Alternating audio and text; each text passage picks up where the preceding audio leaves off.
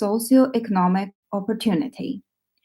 Transition to low-carbon economies can stimulate innovation, promote job creation in new sectors, and enhance the quality of life globally. Therefore, our fight against climate change is also a push towards reimagine and restructuring our economies on the foundation that are sustainable, resilient, and equitable. Second, turning our focus to China, we see an example of significant national effort impacting global climate dynamics. China, as one of the world's largest polluter, has an important role in fight against climate change. In recent years, China has already taken some steps towards transforming its approach to environmental issues. China has committed to peak the carbon emission before 2030 and achieve carbon neutrality by 2060.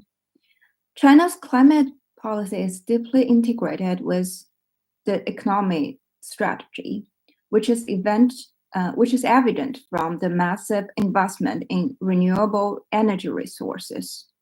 As the world's largest, or to say the leading producer and consumer of solar panels, wind turbines, and electronic vehicles, China is now turning the environmental challenge into economic opportunities.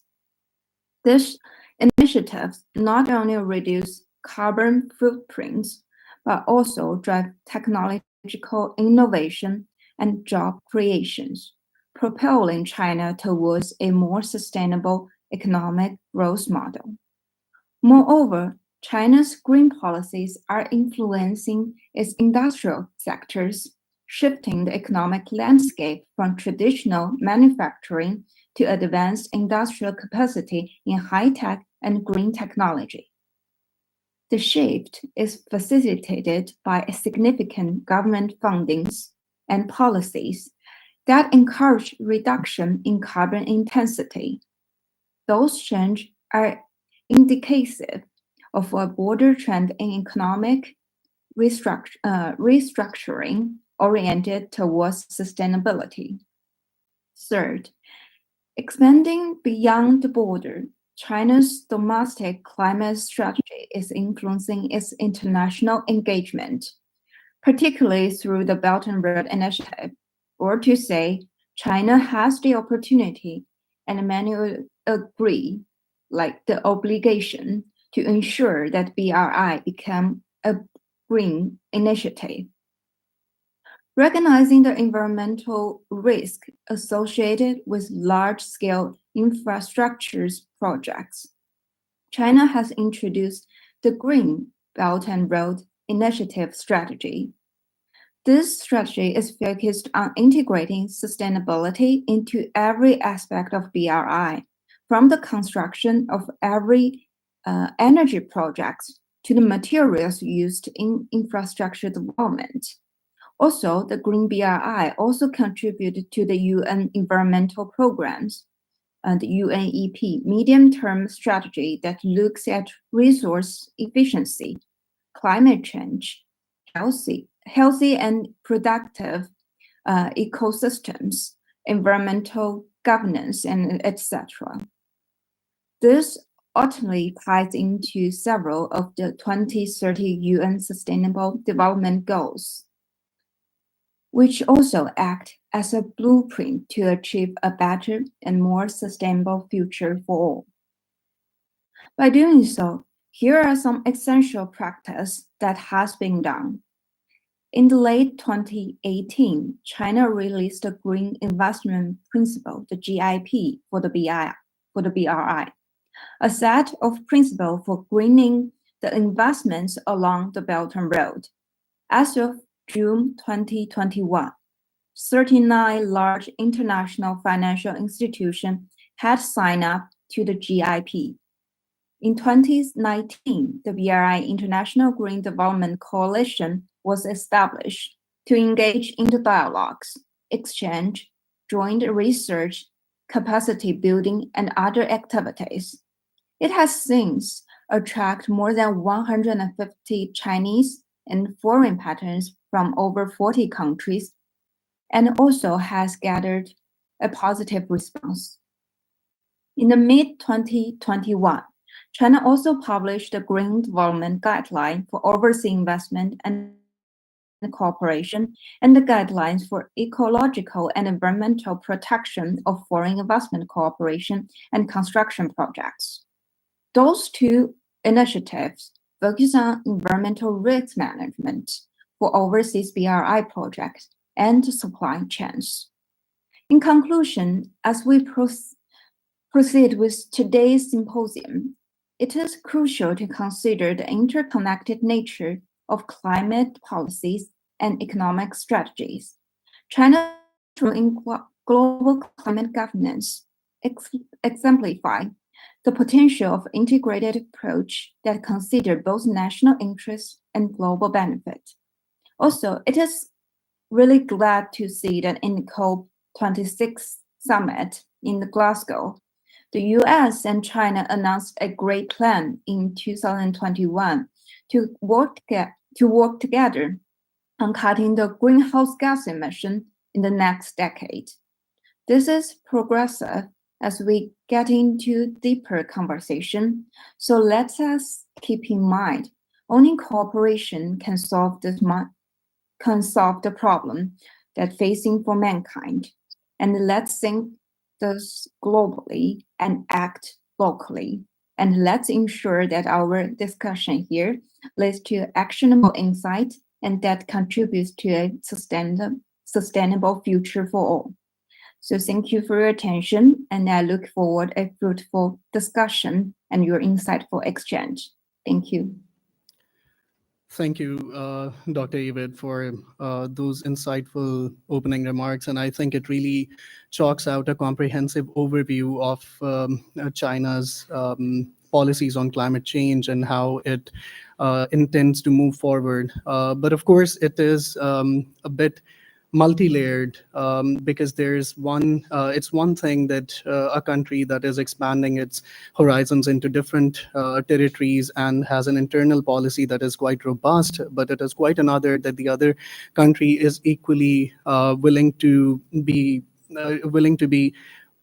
accepting of those policies, and is also, so it's by and large it's a two-way street, to put it in simpler terms. So moving on with the panel discussion, I would start with Michael Kugelman. And the first question would be to zoom out of the opening remarks a little bit, and then perhaps you can narrow it down a bit further. To simply talk about BRI and to talk about CPEC might not suffice, might not give a comprehensive overview of the situation. In your experience and the contributions that you've made to the discourse around surrounding such issues in Pakistan, Michael, what do you think are some of the impediments that we face when it comes to development, let alone transnational development? And when it comes to climate change, what are the policies that you think Pakistan is still oblivious to? And what are the policies that you feel like B3W can offer better than perhaps BRI, or the other way around? Thank you very much. First of all, it's an honor to be a part of this panel. It's great to be at this great university. It's my first time here, and it was great to be a part of an additional panel this morning. So I'm spending a good part of the day at this lovely campus. So it's really great to be here.